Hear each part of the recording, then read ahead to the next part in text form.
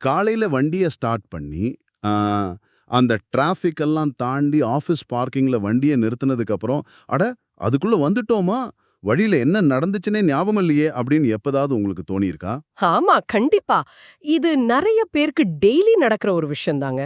அதாவது நம்ம உடல் ஒரு வேலைய செய்யும், ஆக்ஸலரேட்டர மிதிக்கும், பிரேக் போடும். ஆனா மனம் வந்து எங்கேயோ நேத்து நடந்த மீட்டிங்க பத்தியோ, இல்ல நாளைய இஎம்ஐய பத்தியோ யோசிச்சுட்டு இருக்கோம். கரெக்ட். இப்படி ஒரு தூக்க கலக்கத்திலேயே, அதாவது ஒரு ஆட்டோ பைலட் மோட்லயே நம்ம வாழ்நாள்ல பல வருஷங்கள நம்ம தொலைச்சிட்டு இருக்கோம். இத எப்படி மாத்துறது அப்படிங்கிறத பத்தி தான் இன்னைக்கு நாம ஒரு ஆழமான அலசல பண்ண போறோம். அதுக்காக நாம இன்னைக்கு தேர்ந்தெடுத்திருக்க மூலப்பொருள் பாத்தீங்கன்னா, பாண்ட குணரத்னா எழுதின "the 4 foundations of mindfulness in plain English" அப்படிங்கிற ஒரு அற்புதமான புத்தகம் தான். ம்.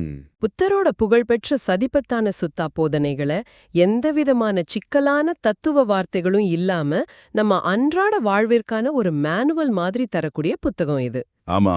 நீங்க இப்போ சமைச்சிட்டு இருக்கலாம், இல்ல வண்டி ஓட்டிட்டு இருக்கலாம். உங்களுக்கு தியானம்னா என்ன, மூச்ச கவனிக்கிறதுனா என்ன அப்படின்னு ஏற்கனவே ஓரளவுக்கு தெரிஞ்சிருக்கும். கண்டிப்பா தெரிஞ்சிருக்கும். அதனால நாம அந்த ஆரம்ப பள்ளிக்கூடம் வகுப்புகளுக்கு திரும்ப போக போறதில்ல. விழிப்புணர்வு அப்படிங்கிறது ஏதோ இமயமலைக்கு போய் கண்ண மூடி உட்கார்ந்துட்டு இருக்கிறது அப்படிங்கிற கற்பனையை உடைச்சிட்டு, அது எப்படி நம்ம அன்றாட வாழ்வில 24 மணி நேரமும் செயல்பட வேண்டிய ஒரு ஆய்வுக்கூடம் அப்படிங்கிறதை இன்னைக்கு பார்க்க போறோம். ஆமா, சரியா சொன்னீங்க. வாங்க, புத்தர் சொல்ற இந்த 4 அடிப்படைகளை ஒண்ணுக்கு பின்னாடி ஒண்ணா விரிவாக அலசுவோம். முதல் வகையான ஆம், உடல் மீதான விழிப்புணர்வுலேருந்து ஆரம்பிக்கலாமா? தாராளமா. விழிப்புணர்வோட முதல் அடிப்படையே நம்ம உடல் தாங்க. ஏன்னா மனம் வந்து பாத்தீங்கன்னா கடந்த காலத்துக்கும் எதிர்காலத்துக்கும் எப்பவுமே குதிச்சுக்கிட்டே இருக்கும். ஆமா, அது ஒரு குரங்கு மாதிரி. கரெக்ட். ஆனா உடல் அப்படி கிடையாது. உடல் எப்போதுமே நிகழ்காலத்துல மட்டும்தான் இருக்கும். மூச்ச கவனிக்கிறது அப்படிங்கிறது ஒரு ஆரம்ப புள்ளி. ஆனா அதோட நின்னுடாம நாம செய்யற 4 முக்கிய நிலைகளுக்கும், அதாவது நடப்பது, நிற்பது, அமர்வது, படுப்பது அப்படிங்கிற இந்த 4 நிலைகள்லயும் கவனத்தை கொண்டு வரணும்னு ஆசிரியர் சொல்றாரு. இருங்க. நான் நடக்கும்போது நான் நடக்கிறேன் அப்படின்னு எனக்கு தெரியாதா என்ன? இதெல்லாம் ரொம்ப சாதாரணமான ஒரு விஷயமா இருக்கே. இதுல என்ன பெரிய உளவியல் இருக்கு? ஆ, அது பார்க்கறதுக்கு சாதாரணமான விஷயம் மாதிரி தான் தெரியும்.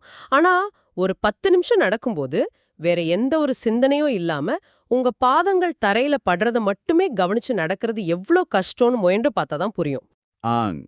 ஓகே. செஞ்சு பார்த்தா தான் தெரியும்னு சொல்றீங்க. ஆமா. இதுல இன்னொரு அதிர்ச்சியான பயிற்சியும் இருக்கு. உடல வந்து என் உடல் அப்படின்னு முழுமையா பார்க்காம 32 பாகங்களா பிரிச்சு பார்க்கணும்னு இந்த புத்தகம் சொல்லுது. 32ஆ? ஆமாங்க. தோல், முடி, நகம், எலும்பு, ரத்தம், இதயம் அப்படின்னு உடல மனதளவுல கூறு போட்டு பார்க்கணும். கொஞ்சம் பொறுங்க. என் உடல நானே எலும்பு, சதை, ரத்தம்னு பிரிச்சு பார்க்கறது கொஞ்சம் விசித்திரமாவும், சொல்லப்போனா கொஞ்சம் பயமுறுத்துற மாதிரியும் இல்லையா? இது எப்படி எனக்கு அன்றாட வாழ்வுல மன அமைதியை கொடுக்கும்? அது வந்து ஒரு மிகச்சிறந்த கேள்வி. ஆனா இது பயமுறுத்துறதுக்காக சொல்லப்படல. நமக்கு வர்ற மன அழுத்தங்களுக்கும் கவலைகளுக்கும் முக்கிய காரணமே நமது ஈகோ அல்லது அகங்காரம் தாங்க. ம். நான் அழகா இல்ல, எனக்கு வயசாயிடுச்சு, என் முடி கொட்டுது அப்படின்னு எல்லாம் நாம கவலைப்படுறோம் இல்லையா? ஆமா. டெய்லி கண்ணாடி முன்னாடி நின்னு கவலைப்படுறது தான் நம்ம வேலை. அதுதான். உடல இப்படி 32 பாகங்களா பிரிச்சு பார்க்கும்போது இது வெறும் சதையாலும் எலும்பாலும் ஆன ஒரு பௌதீக பொருள் அப்படிங்கிற ஆழமான புரிதல் மூளைக்கு செல்லும். நான் அப்படிங்கிற கட்டமைப்பை உடைக்க உடலை ஒரு கருவியா பயன்படுத்துறோம். எந்த ஒரு பாகமும் நிரந்தரமானதோ அல்லது நான் அப்படின்னு சொல்லிக்க கூடியதோ இல்ல அப்படிங்கறத உணர்றது தான் இதோட சைக்கலாஜிக்கல் மெக்கானிசம். ஓஹோ! இப்ப புரியுது. அதாவது ஒரு காரை பார்க்கும்போது அது வெறும் இரும்பு, டயரு, பிளாஸ்டிக் அப்படின்னு தெரிஞ்சா, அதோட ஒரு சின்ன ஸ்க்ராட்ச் விழுந்தா கூட நமக்கு அவ்ளோ வெறித்தனமான கோவமோ, பற்றோ வராது. அத போல என் உடல நானே பிரிச்சு மேய்ந்து டீகோட் பண்றேன். சரியா? மிகச் சரியாக பிடிச்சிங்க. இதோட அடுத்த கட்டம் தான் தெளிவான புரிதல் அப்படிங்கிறது. நாம செய்யற ஒவ்வொரு செயலுக்கும் ஒரு நோக்கம், பொருத்தம், எல்லை மற்றும் மயக்கமின்மை அப்படிங்கிற 4 அம்சங்கள் இருக்கணும்னு ஆசிரியர் சொல்றாரு. ஆ. இதுல எல்லை அப்படிங்கறத விளக்க ஒரு அற்புதமான கதைய அவர் சொல்றாரு. சொல்லுங்க கேட்போம். கதைனா எனக்கு ரொம்ப பிடிக்கும். இமயமலையில குரங்குகளை பிடிக்க வேடர்கள் ஒரு தந்திரம் செய்வாங்க. மரங்கள்ல வந்து ஒற்றத்தன்மை கொண்ட ஒரு பிசினை தடவி வைப்பாங்க. அது வந்து குரங்குகளோட எல்லைக்கு அப்பாற்பட்ட ஒரு பகுதி. ஓகே. ஆனா தன் எல்லைய தாண்டி அங்கே போற ஒரு முட்டாள் குரங்கு அந்த பிசினை பார்த்ததும் ஆவலோட ஒரு கையால தொடும். தொட்ட உடனே கை ஒட்டிக்கும். அடப்பாவமே! ஆமா, அதை எடுக்க மறு கைய வைக்கும். அதுவும் ஒட்டிக்கும். அப்புறம் 2 கால்கள், கடைசியில வாய் அப்படின்னு 5ம் ஒட்டிக்கிட்டு வேடன் கிட்ட ரொம்ப ஈஸியா சிக்கிக்கும். வாவ்! இது அச்சஸ்ல நம்மளோட ஸ்மார்ட் போன் பழக்கம் மாதிரி இருக்கே. எப்படி சொல்றீங்க? இல்ல, நைட்டு தூங்குறதுக்கு முன்னாடி ஒரு 10 நிமிஷம் ட்விட்டர் இல்ல இன்ஸ்டாகிராம்ல நியூஸ் பார்ப்போம் அப்படின்னு நினைச்சு உள்ள போவோம். அதுதான் அந்த பிசின் பொறி. ஆமாமா. ஒரு வீடியோ, அப்புறம் அடுத்த ரீல்ஸ் அப்படின்னு கண்கள், காதுகள் என நம்ம 5 புலன்களையும் கொடுத்துட்டு மணிக்கணக்குல அதிலேயே சிக்கிக்கிறோமே. அதுதானே இது. நம்மளோட எல்லைய நாமளே மறந்துடுறோம். 100% அதுதாங்க.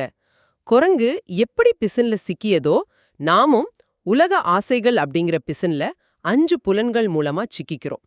நமது விழிப்புணர்வு தான் நமது பாதுகாப்பான எல்லை.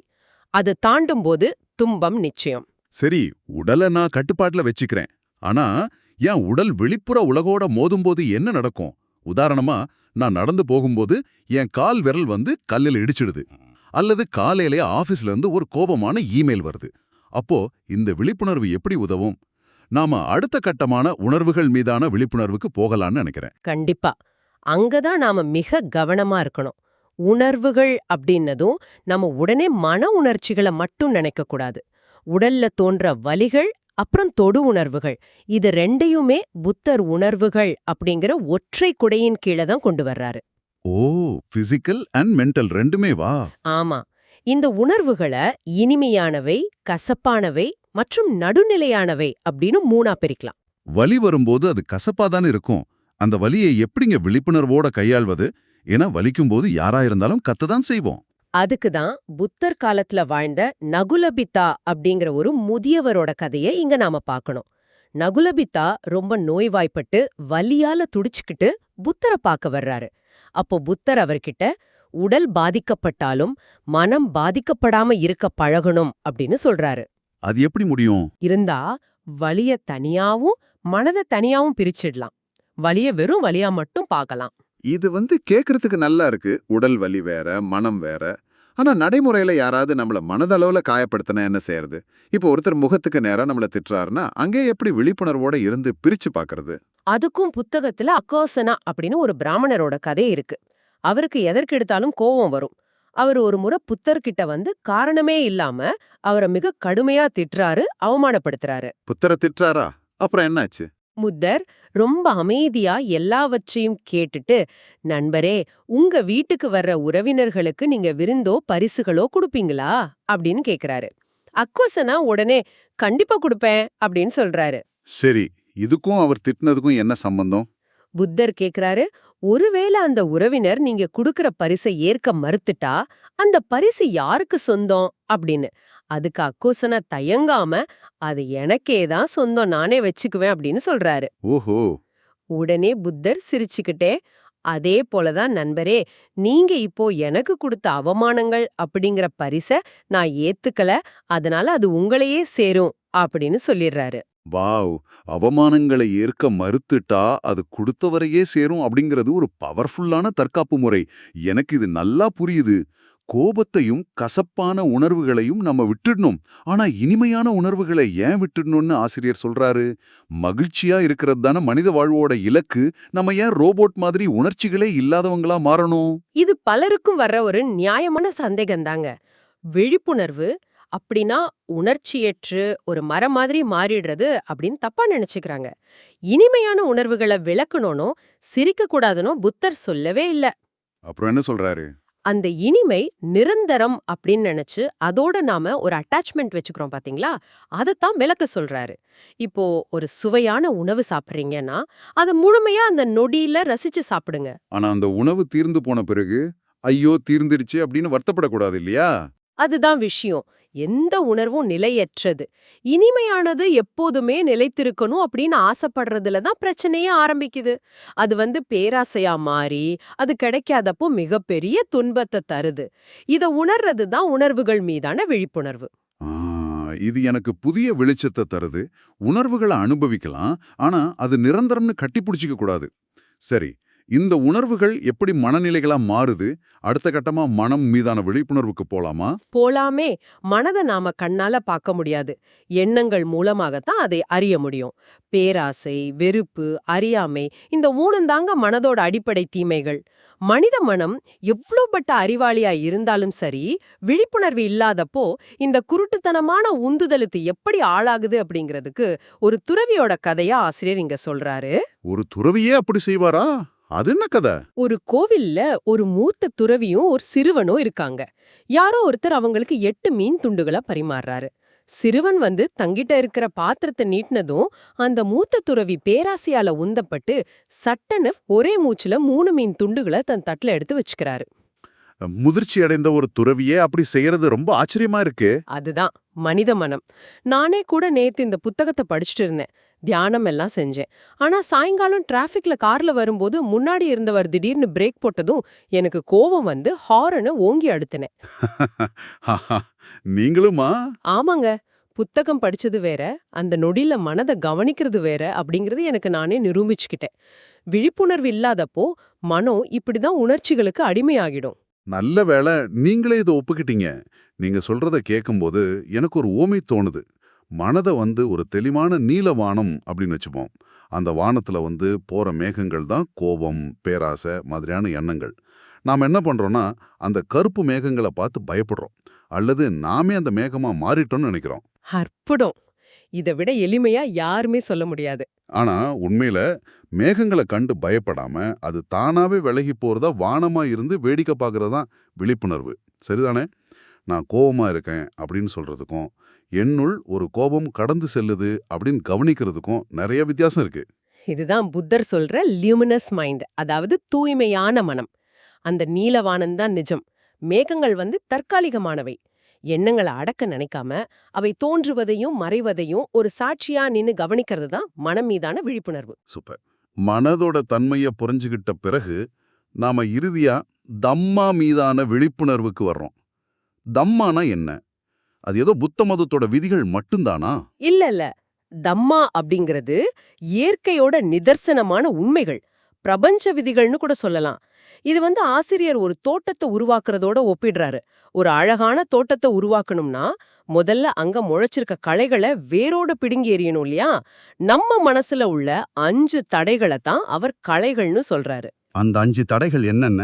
அது எப்படி நம்மள தடுக்குதுன்னு கொஞ்சம் விளக்கமா சொல்லுங்களேன். சொல்றேன். புலன் ஆசை, வெறுப்பு, சோம்பல், அமைதியின்மை மற்றும் சந்தேகம். இவை வெறுமனே பெயர்கள் கிடையாது. உதாரணமா அமைதியின்மை அப்படிங்கறது எடுத்துப்போம்.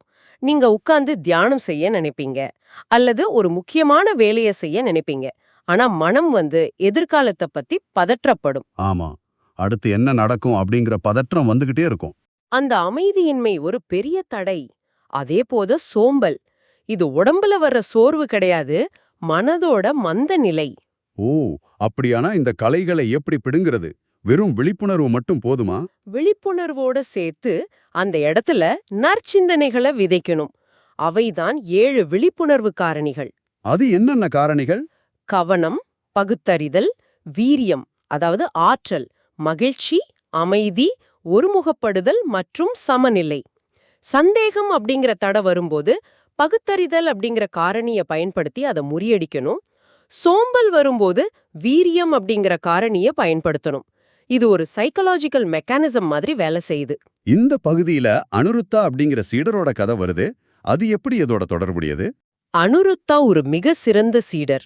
அவர் காட்டுக்குள்ள தியானம் செஞ்சிட்டு இருக்கும்போது ஒரு சிறந்த மனிதருக்கு இருக்க வேண்டிய 7 சிந்தனைகள் அவருக்கு தோணுது.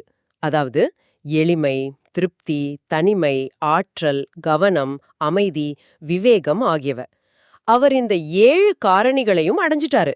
ஆனாலும் அவருக்கு முழுமையான முக்தி கிடைக்கல. ஏன்? அப்படி என்ன குறைஞ்சது அவருக்கு? அப்போ புத்தர் அவர் முன்னாடி தோன்றி, மிக நன்று அனுருத்தா, ஆனா இதோட 8வது சிந்தனையா மாயையிலிருந்து விடுபடுவதில் மகிழ்ச்சி காணுதல் அப்படிங்கறதையும் சேர்த்துக்கோ அப்படின்னு வழிகாட்டுறாரு. மாயையிலிருந்து விடுபடுவதில் மகிழ்ச்சி காணுதல். ஆமா. அதாவது இந்த உலக மாயை எப்படி இயங்குது அப்படிங்கறத புரிஞ்சுக்கிட்டு அதிலிருந்து வெளியேறுவதுல தான் உண்மையான மகிழ்ச்சி இருக்கு அப்படிங்கறத உணர்றது. இதை பின்பற்றிய சிறிது நேரத்திலேயே அவர் முக்தி அடைகிறாரு. உடல், உணர்வுகள், மனம், தம்மா ஆகிய இந்த நாலும் தனித்தனியானவை கிடையாது, ஒண்ணுக்கொண்ணு தொடர்புடையவை அப்படிங்கிறத இப்ப மிக தெளிவா புரிஞ்சுக்க முடியுது. இது ஏதோ மூச்சு மட்டும் கவனிக்கிற வித்தை இல்ல, இது மனதோட முழுமையான உளவியல் மெக்கானிசம். கண்டிப்பா. இதையெல்லாம் கேட்கும்போது சதிபட்டான சுத்தாவோட இறுதியில புத்தர் அளித்த அந்த மிகப்பெரிய வாக்குறுதி தான் என் நினைவுக்கு வருது. ஆமா, அது மிக முக்கியமான ஒரு பகுதி. இந்த 4 விழிப்புணர்வு பயிற்சிகளை எந்த ஒரு குறையுமின்றி தொடர்ந்து 7 நாட்கள் செஞ்சா இந்த ஜென்மத்திலேயே ஒருவரால முழுமையான விடுதலை அடைய முடியும் அப்படின்னு புத்தர் சொல்றாரு. இது கேட்க ரொம்ப ஈஸியா தோணலாம். ஆனா 7 நாட்கள் ஒரு நொடி கூட விழிப்புணர்வை நழுவ விடாம இருக்கிறது அப்படிங்கிறது எவ்வளோ கஷ்டம்னு நம்ம நடைமுறையில பார்க்கலாம். உண்மைதான். 7 நாட்கள் அப்படிங்கிறது பிறகு இருக்கட்டும். இதை இப்போ கேட்டுக்கிட்டு இருக்கிற உங்களுக்கு நான் ஒரு சின்ன விஷயத்த சொல்ல விரும்புறேன். 7 நாட்கள் எல்லாம் வேண்டாம். உங்க வாழ்வோட ஒரே ஒரு முழு நாளை, காலையில கண் விழிக்கிறதுல இருந்து ராத்திரி தூங்க போக வரைக்கும் நீங்க குடிக்கிற காஃபி, நீங்க நடக்கிற பாதை, உங்களுக்கு வர்ற கோவம் என அனைத்தையும் ஒரு முழுமையான விழிப்புணர்வோடு உங்களால கடக்க முடிஞ்சா அந்த ஒரு நாள் எவ்வளவு தெளிவாவும் அமைதியாவும் இருக்கும்னு கற்பனை செஞ்சு பாருங்க. அந்த ஒரு நாளை இன்றே இந்த நொடியே தொடங்குங்க. மிக அருமையான ஒரு சிந்தனை. இதை தொடர்ந்து பயிற்சி செய்யறது தான் நம்ம கையில இருக்கு. இவ்ளோ நேரம் கேட்டதுக்கு ரொம்ப நன்றி. இந்த Tamil voice reads channel monetisation இல்லாம தான் நடக்குது. இந்த ஆடியோ புத்தகம் உங்களுக்கு பயன் தருது அப்படின்னு நினைச்சா இந்த முயற்சி தொடர்ந்து போக உங்க ஆதரவு மிகவும் உதவும். என்னுடைய இந்த முயற்சிக்கு நன்கொடை அளிக்க விருப்பம் இருந்தா டிஸ்கிரிப்ஷன்ல கொடுக்கப்பட்டுள்ள UPI ID மூலம் வழங்கலாம். உங்களால முடிந்த அளவு போதும். சிறிய ஆதரவும் பெரிய உதவிதான். இந்த வீடியோ உங்களுக்கு பயனுள்ளதாக இருந்தா சப்ஸ்கிரைப் பண்ணுங்க, மற்றவர்களுக்கும் பகிர்ந்து கொள்ளுங்க. இந்த கருத்துக்கள் அவங்களுக்கும் தேவையாக இருக்கலாம். லைக் பண்ணுங்க, உங்க கருத்துக்களை கமெண்ட்ல பகிருங்கள். மனப்பூர்வமான நன்றி.